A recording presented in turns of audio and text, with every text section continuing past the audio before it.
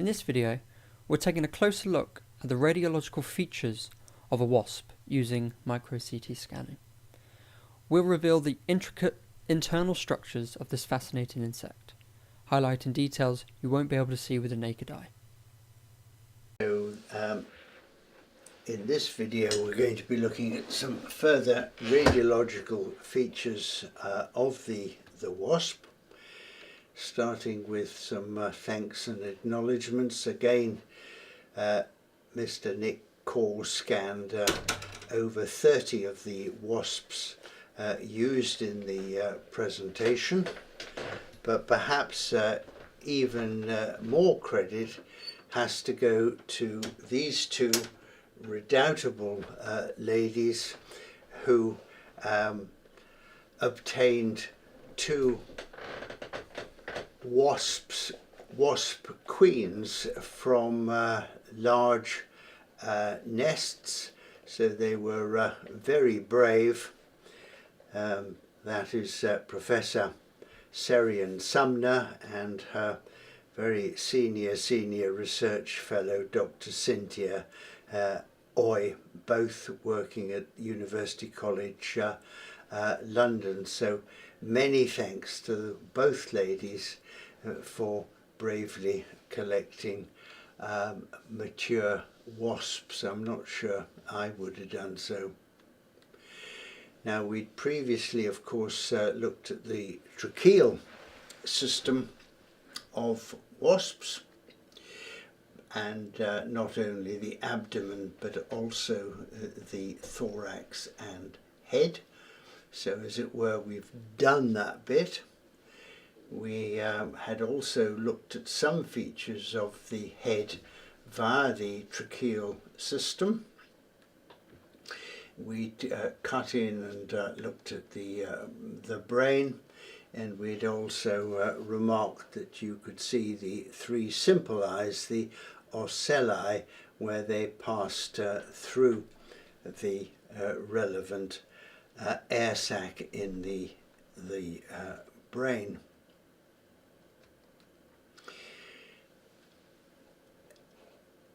We had already also looked at the fact that there were two, not one, tracheal vessel each side passing into the head, and we'd also remarked about the tracheae on three sides of this structure, which is called the infrabuccal pouch, also known as the nathal sac. And it's this bilobed structure here, and we'll be talking about that in a moment. We'll also be talking about the mouth parts, but particularly the question of whether the tongue is stuck out, it's extended or tucked away, and also we'll make some remarks about the salivary duct. So starting then with the nathal pouch, the infrabuccal sac. If you cut into a wasp, nearly always it contains radio-opaque material, probably bits of grit and dirt and sand containing silica with its higher atomic number. Here's a maximum intensity view. Now, although one doesn't normally see the hairs sticking out of the wasp's head unless it's a very good resolution, often because of the partial volume effect, if there are high attenuation particles stuck on the hair, you can see those even if you can't see the hair. Now, the amount of radio-opaque material in the pouches varies from none, but that's very unusual. Usually there is at least a small amount, often a moderate amount, or even a large amount in this particular cut plane, we're cutting through the mandibles, we're cutting through the compound eyes and so on, and we can actually see nicely the brain, and we can see the esophagus, the trachea passing underneath the brain and above the subesophageal ganglion. I've put this one in because there's a particularly good view again of the brain surrounded by the black air sac, and we can also nicely see these large adductor muscles. So that's the nasal pouch, conveniently, because it often contains this material which is cleaned off itself. I make the point we would not see this had we stained with iodine. Just occasionally the system goes wrong, and the normal filtration which occurs as a result of the gallia and the oral pecten meaning a comb, and the material collecting here, sometimes the system is swamped. And in this poor wasp, not only is the material in the nasal pouch, but you can see material has passed proximally down the gastrointestinal tract, and as we'll see on the next video, has caused all sorts of mischief.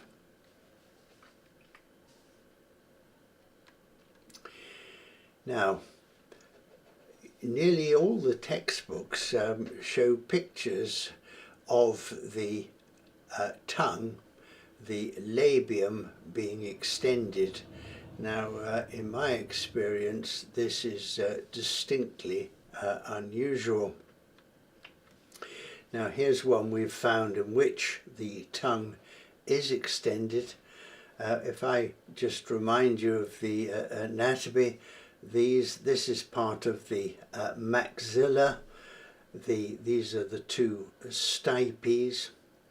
This then is the labium, the lower lip, the labium, or at least the prementum, being made up of two fused structures similar to the stipes, and the distal part of the labium is the lingula, which is this area with the lingular and paralingual segment, and these structures here are the acroglossal buttons. This is seen it from above, and I'm going to be suggesting that you don't often see this appearance, because usually this bit distal to the labial palps is tucked safely out of the way, as it is here. So we're seeing the prementum. As I say, we're not seeing the lingula because it's tucked up, under the pharynx, and you can just about make out the tips of the lingula, the acroglossal buttons. This is what I call the sugar scoop position, and this is, in my experience, the more common position you'll find on a scan.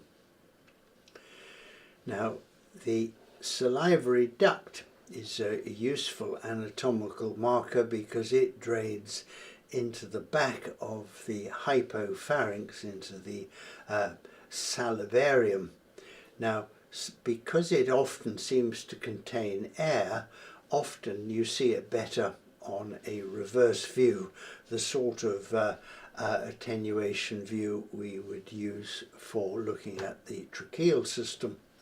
And here This is such a view, and there is the salivary duct. And here, conveniently, I think you can see this looks like a sugar scoop. So that's the prementum. You're not seeing the lingular segment of the labium because it's tucked up, along and down. I'm going to very briefly do the legs and thorax. I'm going to rattle through this and you can freeze it afterwards and look at it.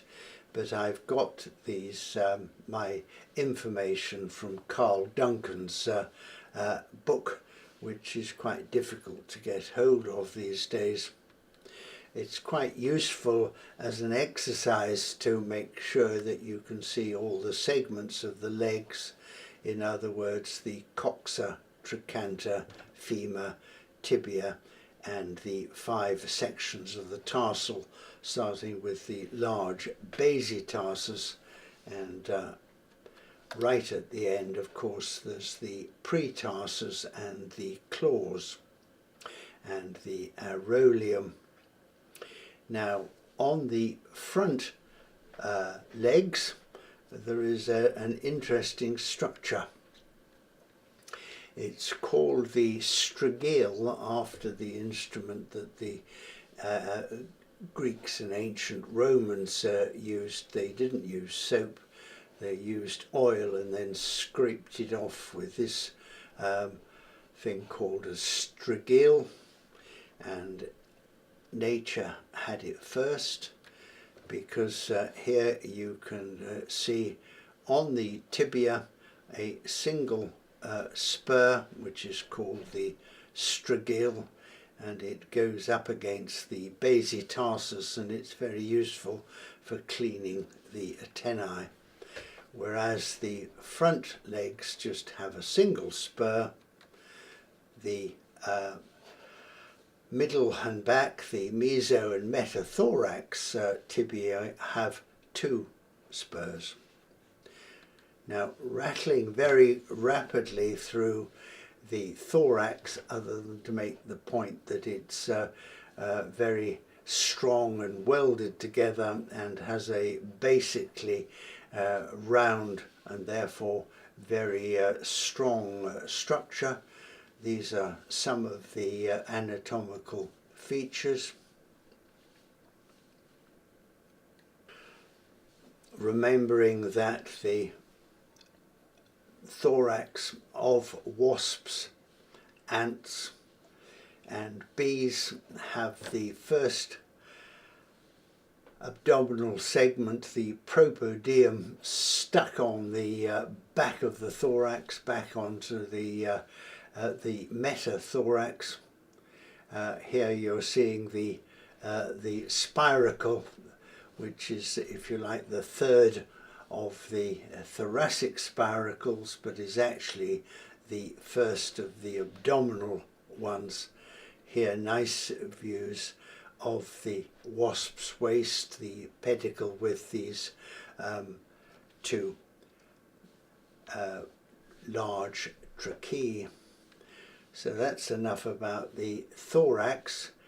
Now, turning to the abdomen, we've already talked about the distribution of fat.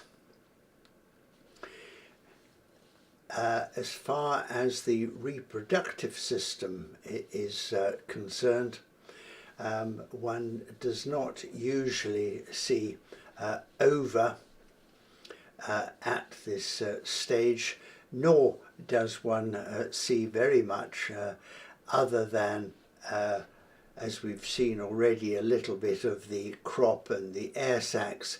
Most of these other structures you don't see, and you don't normally see the Malpighian tubules, which arise at the junction of the mid and hind gut.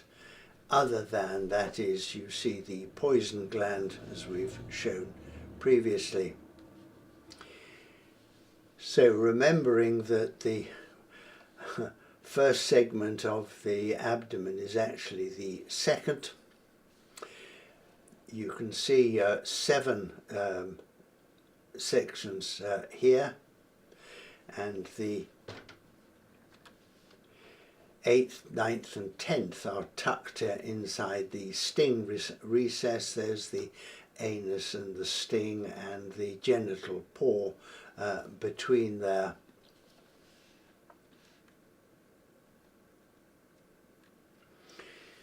We've already talked about how variable is the size of the crop, and when the crop is large, the abdominal air sacs tend to be small.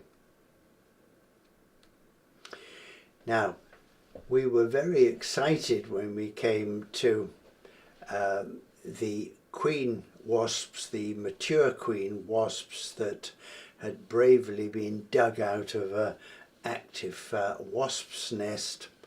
So here is Cynthia's first old queen wasp. We were expecting that we would see her full of eggs. We didn't know whether she would still have any radio opaque material in her nasal pouch. What we were totally unprepared for was this. When we did a maximum intensity projection of the queen, we could see the radio opaque material in her nasal pouch, but this was obviously calcium laid down in the circular muscle of the queen's intestine, and we were not expecting that. So the next thing we did was, using Toma mask, we removed the shell. We adjusted slightly the windows and levels to get a good view, and then we cut in to see whether we could see any eggs, which of course we had not seen in any of the earlier pre and post hibernation queens. Now, yes, we could indeed see lots of eggs. We confirmed we could see that the bowel contained calcium, and we could confirm the material in her nasal pouch. And when we altered the windows and levels, we predictably could see the bowel very clearly. And these are other views.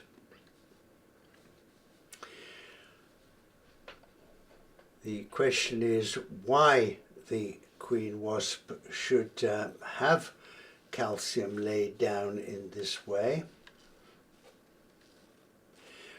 So then we turn to Cynthia's second queen wasp.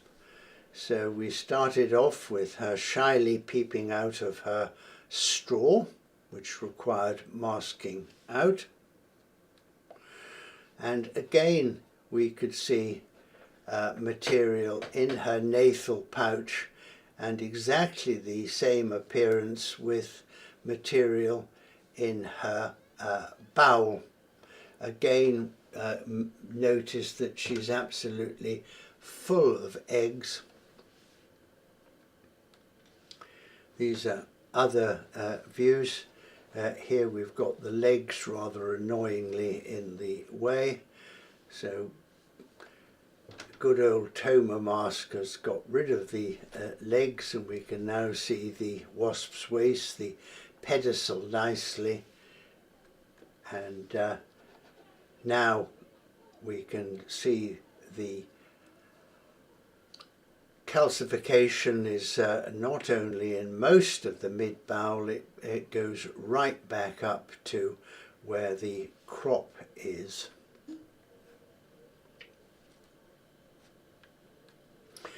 cutting in to Cynthia's second old queen, starting at the dorsum. We're already seeing these eggs.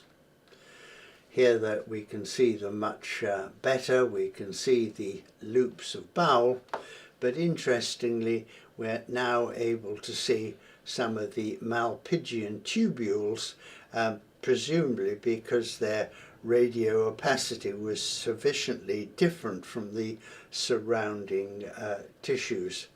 Again, we could see the venom gland, but it was rather squashed up to the side. So here we're seeing again the poison gland, but also a little bit of the poison duct. Good views of her sting. All the more reason not to mess with her. Here another view of the poison gland squashed up out of the way. So, a little bit of anatomy for you. I don't know why the circular muscle of a mature wasp should be calcified. Very open to suggestions. In Snodgrass's book, The Anatomy of the Honeybee, there is a reference to a German paper of 1920 talking about the excretory function of the ventricular epithelium to do with calcium, but whether this is relevant or not, I really don't know, and welcome your comments.